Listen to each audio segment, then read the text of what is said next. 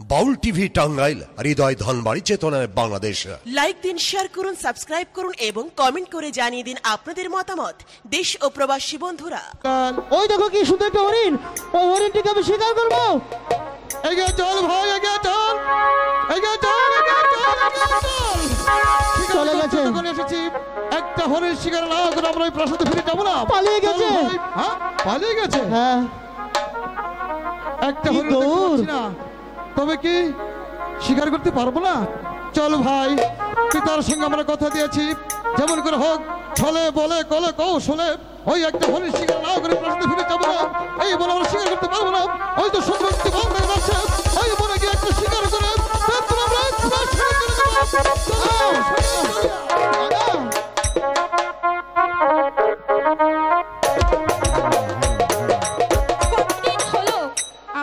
প্রাণপ্রিয় বন্ধুর সাথে সাক্ষাৎ করি না। আজ আমি সিন্দুকটা খুলে আমার বন্ধুর সাথে আমি সাক্ষাৎ করব।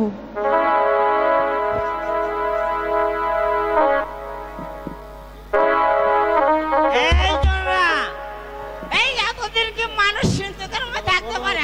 কেন বন্ধু? আমাকে সিন্ধুকের মধ্যে দিয়ে দাও, তুমি তো আমার সঙ্গে সাক্ষাৎ করো না। নাও তাড়াতাড়ি কৃষ্ণ পাতা সদ্ম। এসো বন্ধু। এই চল না, তার আগে একটি কথা আছে তোমার সঙ্গে। বলো বলো বন্ধু। এই মন্দিরে আজকে আনন্দের দিনে তুমি একটা আমাকে গান শোনাতে পারবে? আচ্ছা বন্ধু। আমি মাল গাবো, তুমি গান গাবে। আচ্ছা ঠিক আছে। হ্যালো বাবা, চিরদিনই তুমি যে আমার, যুগে যুগে আমি তোমার, তুমি আছো সেই যে আমার, আমি আছি সেই তোমার।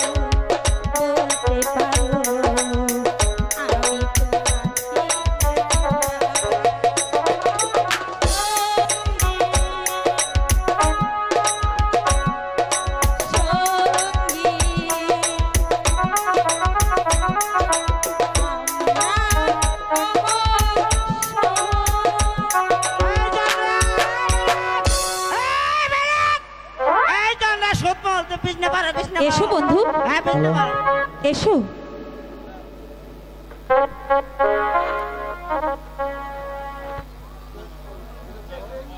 এসো।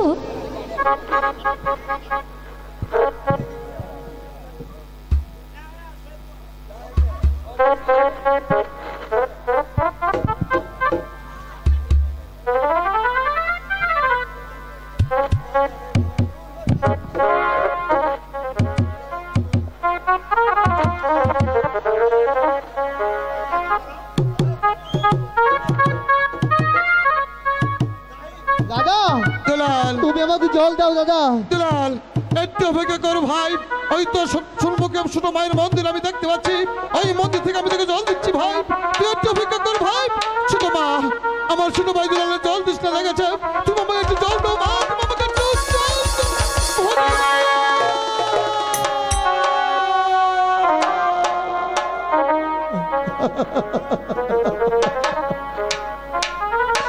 ভগবান, তুমি কি দৃশ্য আমাকে দেখালে ভগবান, আমি জানি সহ্য করতে পারছি না ভগবান। আমার ছোট ভাই বনমদে হরিণ শিকার করতে ছুটতে ছুটতে আমার কাছে জল চেয়েছিল, জল নিতে এসেছি আমার ছোট ভাইয়ের মন্দিরে, সেখানে দেখতে পেলাম ভগবান তুমি আমাকে মৃত্যু দাও ভগবান, তুমি আমাকে মৃত্যু দাও, মৃত্যু দাও।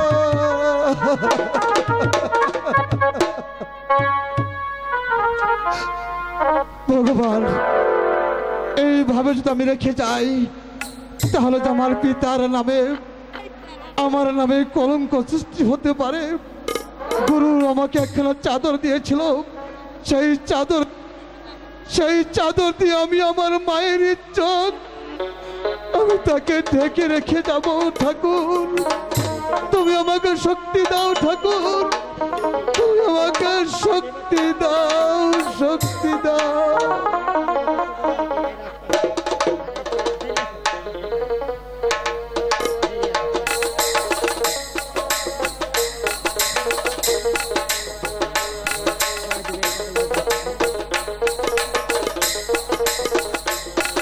ঠাকুর, ঠাকুর, আমি জানি সহ্য করতে পারছি না।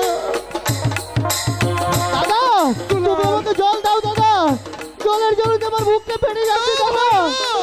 আমি তোকে জল দিতে পারছি না ভাই। কেন দাদা? জলের পরিবর্তে তুই আমার বুকে রক্ত খেয়ে তুই তোর জল তৃষ্ণা নিবারণ কর ভাই। দাদা, তৃষ্ণা নিবারণ কর দাদা, কি বলছো দাদা?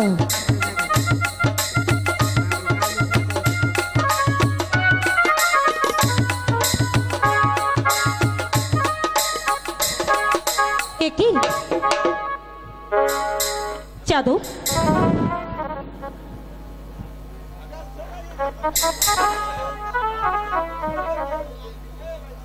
এই চাদর তো আমার ছেলের আপনি।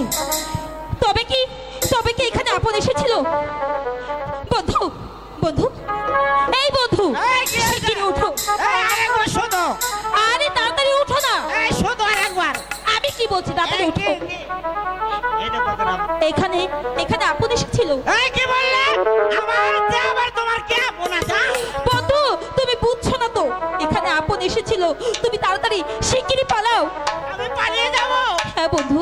এতদিনকার ভালোবাসা তুমি ভুলে গেলে? না বন্ধু, তোমার ভালোবাসা আমি ভুলিনি। তুমি শিগগিরই পালাও বন্ধু। দেখো তাহলে তুমি আমাকে ভুলে যাবে না তো? না, ভুলবো না। তুমি তাহলে আমাকে কোনোদিন ভুলে যাও? আরে বলছি তো আমি তোমাকে ভুলবো না, তুমি শিগগিরই পালাও। সত্যি বলতে ভুলে যাবে? সত্যি বলছি, তুমি তাড়াতাড়ি পালাও। যাচ্ছি, সত্যি বলতে ভুলে যাবে না তো? না না বন্ধু, আমি তোমাকে ভুলবো না। টাটা। আচ্ছা যাও, বাই বাই। এখন কোথায়? এই কথা যদি কেউ জানতে পারে তাহলে যে আমার সর্বনাশ হয়ে যাবে। ভাবছি এই বিপদ মুহূর্তে জং বাহাদুরের প্রয়োজন। এই কে আছিস? জং বাহাদুরকে পাঠিয়ে দে। হঠাৎ জং বাহাদুরের কি প্রয়োজনে ছোট রানী? এই অসময় নয়, সময় মতন তোমাকে ডেকেছি। এমন কি জন্য আমাকে স্মরণ করেছেন, যার জন্য আমাকে সময় মতো স্মরণ করেছেন?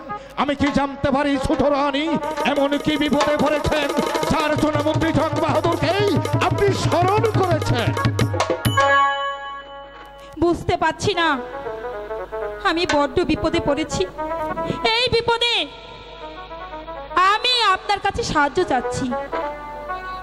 বলুন, আপনি কি আমাকে সাহায্য করবেন? অবশ্যই সাহায্য করব, কিন্তু আমি জানতে চাই আর কি হয়েছে। শোনো জং বাহাদুর, আমি মন্দিরে শুয়েছিলাম, হঠাৎ আমার সতীনের ছেলে আপন আপন আপন আমার মন্দিরে প্রবেশ করে। শুনুন, আপন আপনার মন্দিরে প্রবেশ করেছিল, এর কি কোনো প্রমাণ আছে? হ্যাঁ, প্রমাণ আছে। কি প্রমাণ? এই দেখুন চাদর।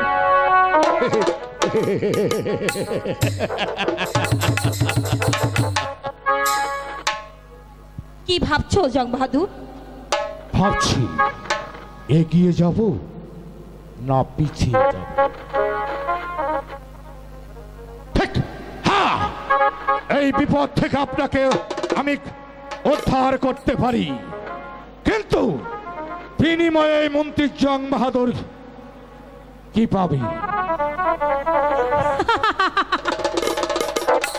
শুনো জং বাহাদুর, যদি তুমি এই কাজ করে দিতে পারো, এর বিনিময় পাবি এই ধনবশী আজও,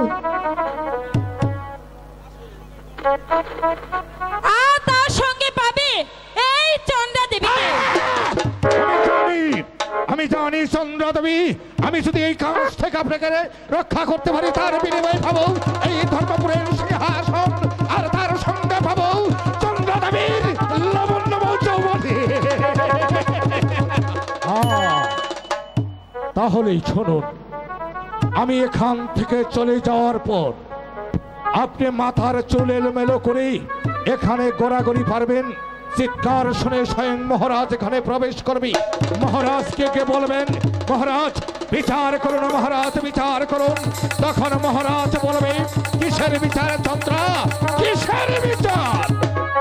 আর তখন আপনি বলবে, মহারাজ আমি মন্দিরে শুয়েছিলাম, আপনার ছেলে আপন আমার মন্দিরে প্রবেশ করে আমার কাছে চেয়েছিল প্রেম ভিক্ষা। কথাটা বল। অবশ্যই পারবো। বেশ, তাহলে এবার আমি চলে যাই।